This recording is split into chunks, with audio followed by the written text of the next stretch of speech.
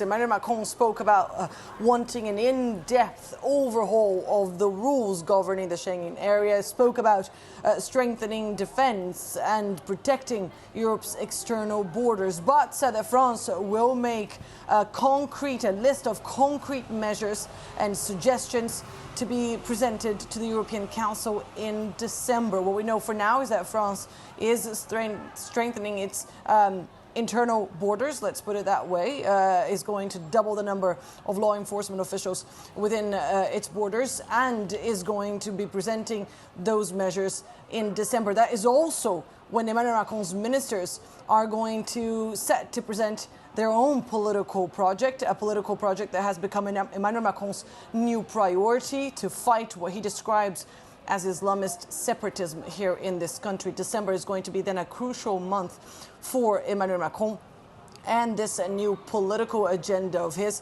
something that has become front and center of the political debate here in this country following the 3 attacks suffered by France in recent weeks. Tokes.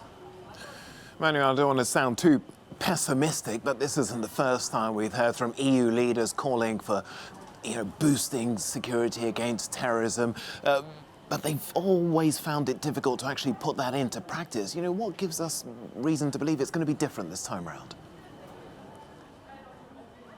You're absolutely right, Tooks. European leaders often find it easier to agree to disagree. And the summits that we so often see come up with nothing are testimony of that. But again, it's hard to say whether or not these 26 states will be able to agree on concrete counter-terror measures. We all know, of course, that they agree that the threat of terrorism is significant and is a common threat.